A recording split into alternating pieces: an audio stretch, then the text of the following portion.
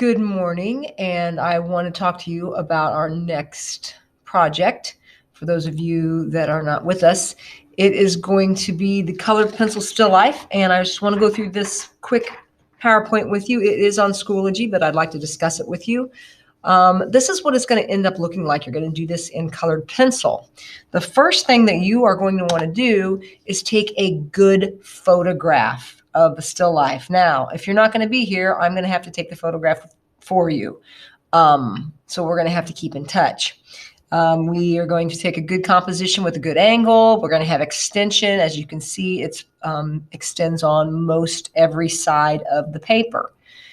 Next thing we're going to do is we're going to print out a photograph. If you cannot print this out, you are going to have to do this freehand. But those of you that can print it out, I am going to show you how to do the grid method. It is the X plus diamond hashtag. Most of you learned this in your last art class, which would have been in junior high. Here's the gridding method. We're going to grid the picture. We're going to grid your paper. When we grid your paper, we're going to do the paper very lightly, and then we're just going to transfer it and use the grid to make sure that everything is in proportionate. After that's done, we are going to erase all of the grid lines. We're going to transfer to a final piece of paper so it looks nice and neat. Now, I want you to look at all of these details. There are reflections in the Christmas bulbs. There are patterns on the packages. There are reflections in the beads. There's details and ridges. So the more details and such that you can put in this, the better off you're going to be. It's going to be easier for you when you start colored pencil. So you're going to get 100 points for the contour drawing. That's just going to be in stencil. It's going to be the outline. You're going to have to use stencils, compasses, and rulers to make sure that everything is straight, as you can see on the left side here. Then I'm going to be teaching you colored pencil. And you will do this in colored pencil, and you have everything in your packet that you need. This is what we're going to be practicing together. And here's some examples that you're going to see when they're completely done. And they're very, very pretty. So with that being said, let's go ahead and let's start the grid method for those of you that might have forgotten how to do this. So as you can see, I have printed this out. There's a white border around there. We're just going to disregard the white border. We are only going to grid the photograph. I am using a colored pencil because a colored pencil stands out very well. First thing I'm going to do is I am going to take a long straight edge. You have a straight edge in your packet. It might not be long enough. You might want to find you a book. You might have a ruler at home, whatever it takes. And I'm going to go an X from corner to corner. By doing this X, this is going to allow me to find the middle. Now, we here are using T-squares. I didn't send T-squares home with you, but I'm sure that you can probably eyeball it. So I'm using the T-square. I'm putting right down the center of that X. And I am making a vertical line. And then I'm going to do the same thing horizontally, right down the center. Then I'm going to attach the plus sign. And I'm going to go from the top middle line to the side middle line. And this is my diamond that I'm creating. Here to here.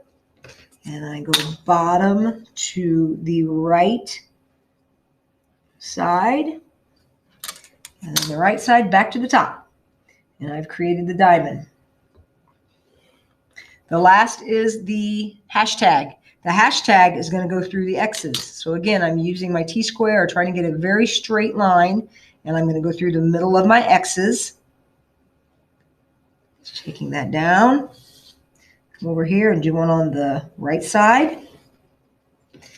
And then again, I'm going to do a horizontal hashtag line through the X's.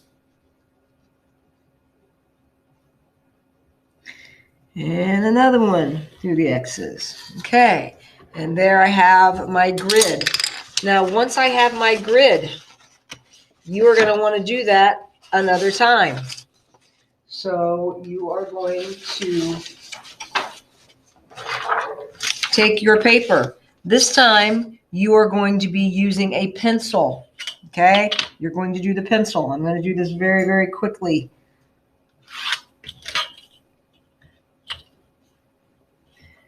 Do the exact same thing.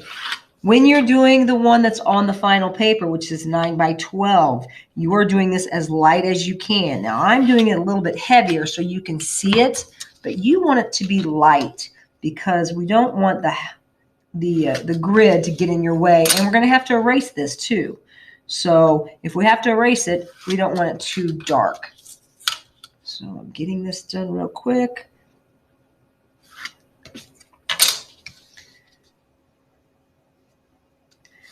Once I have this particular grid done on my white drawing paper, I am going to start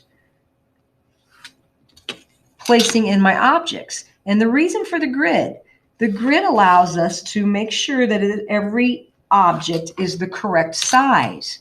So I'm just going to put it in proportion with my paper. Now, this paper here, this could have been small, okay? This could have been really little. As you can see, it's not quite the size of this paper, so we're enlarging it a little bit. Now, my suggestion, I like to start freehand and then go back with my, there we go, let's see this. Then I go back and I start adding in straight lines with my ruler. I'm going to start with my largest shape. So I'm going to start with this corner. This corner is a perspective. It's a 2-point perspective. You don't have to use 2-point perspective. We're just going to freehand it. So I'm going to start, that line starts here, as you can see right there. And it goes all the way down, almost to the bottom of my paper. Then I'm looking at this angle. This angle goes up. And look where it's at. I wanted to make it exactly the same. You know, look how much space is from the bottom here to this grid. So I'm trying to make it exactly how I see it in my picture. This goes all the way over to this line. This line here goes up and it goes off the page. This one here goes up here. Now, as you can see, when you're gridding, it's kind of hard because you have all these crazy lines. So if you feel comfortable with erasing as you're going, that's great. Next thing, I'm going to come in here and I'm going to draw this shape. And this is going to be my little wooden box. Goes back that direction. I'm going to go ahead and I'm going to draw that little L on there, that I. I have these folded paper corners on this present that I'm going to want to draw in there. I have a box that sits on top, a little wooden box. Do that one in here.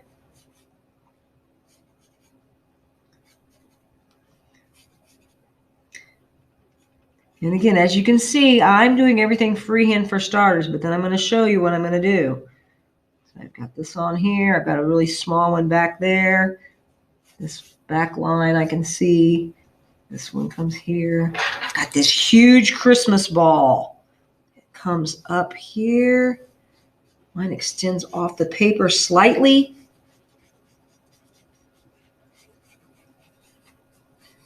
Okay, there we go.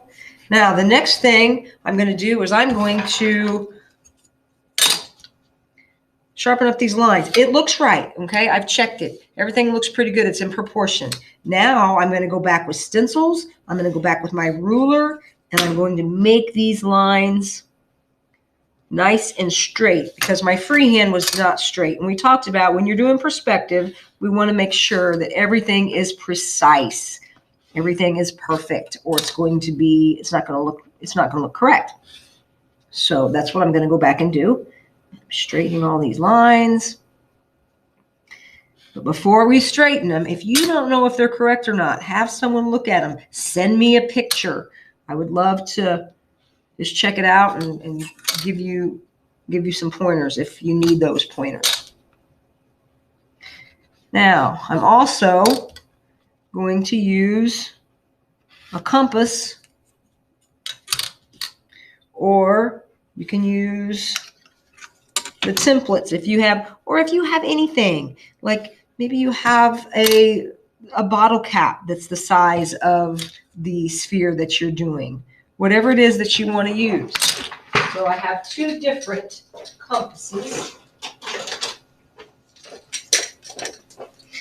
So I'm going to start off finding the center of this compass, the center of this particular, not compass, sorry, center of my sphere.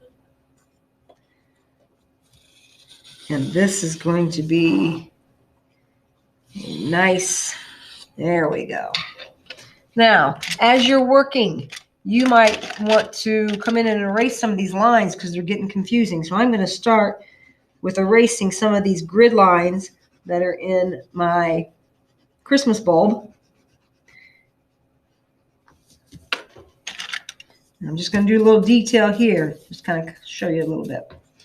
So if I'm looking at my Christmas bulb right here, I want to draw as much detail as I can. First of all, I have this hanger that comes off. So I want to draw that in there. And it's kind of like little round cylinders. So I'm drawing that for starters. Then what I'm going to do is I bring this up. I can see this guy, this little circle in there, and I can see the interior edge. I definitely want to put that in there. I can also see this edge right here. So I'm going to put that in there. Okay. So there is the side, the little thing that hangs. Now I want to draw some of these reflections that I see in here. So I'm just going to come in and I'm going to draw what I see. I see these light reflections that were like on the ceiling of the classroom when I took the photograph. So I'm going to draw those in there. And it's up to you how detailed you're going to get. They really look cool if you have some nice details. And it's a lot easier to do with colored pencil.